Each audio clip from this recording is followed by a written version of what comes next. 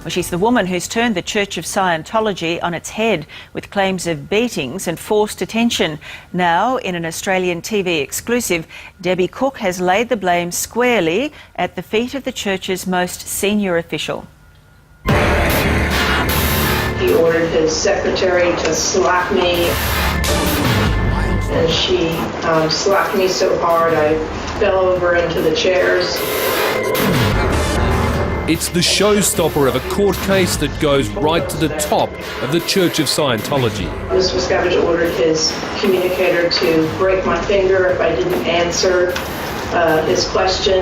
Her name is Debbie Cook, and the man she's referring to is Scientology's supreme leader, David Miscavige. There are quite a number of other former senior executives who've witnessed exactly the same thing. Were you used to, in your life, getting beaten up? Was that something you were used to?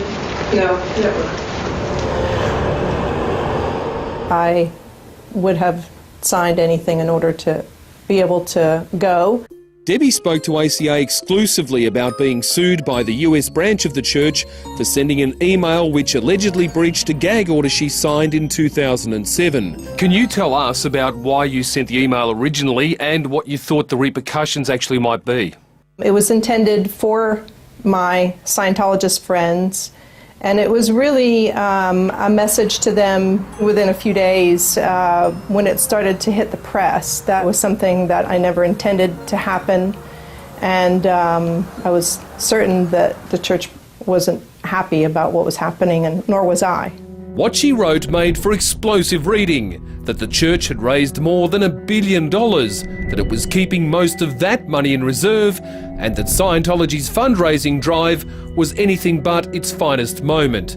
All this from a woman who was once the public face of the church. Of all the adventures on the whole track, none compare to the ultimate prize of spiritual freedom. Debbie Cook says she spoke out through a sense of loyalty to a religion she says has lost its way. If I can, I would actually like to read you a line out of the code of a Scientologist, one of the things that are expected of a Scientologist. And it says, 1, to keep Scientologists, the public, and the press accurately informed concerning Scientology, the world of mental health and society. Some argue that's a long way removed from the church we see today. No, listen to me! You are not there! A church whose leader, David Miscavige, might have friends in high places, but Debbie Cook's claims paint an unflattering picture of a figurehead whose role is under the microscope like never before.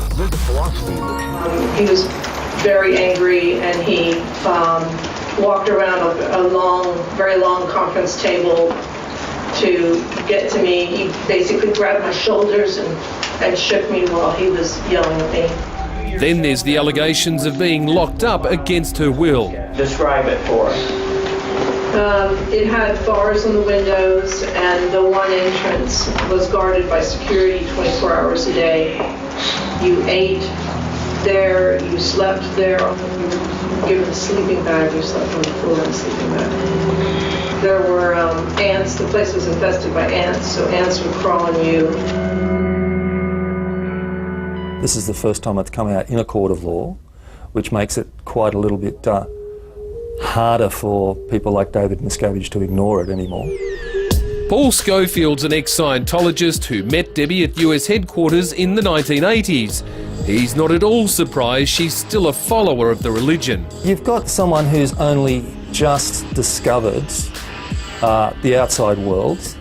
She's just finding out that there are people in the outside world who are more than willing to help her for no reason other than they want to help. It's very hard when you leave something like Scientology. You're really struggling for the first few years just to find out what the world's like. Now the church wants damages for Debbie's alleged breach of the gag order she claims she had no choice but to sign.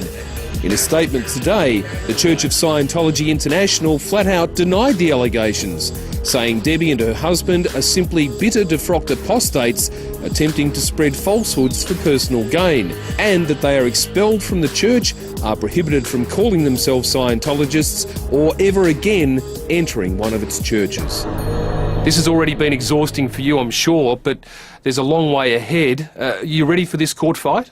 It's something that I'm definitely not looking forward to. We're definitely going to have to do all we can to walk the straight road on getting these matters settled. But it's definitely not something I'm looking forward to by any means. As for her allegations about a religion virtually drowning in its own wealth, you made certain allegations in this email that the church was more focused on fundraising than actually teaching its followers. Now, where has all the money gone? I have a lot of information about that. It's just not something that would be wise for me to discuss at the moment.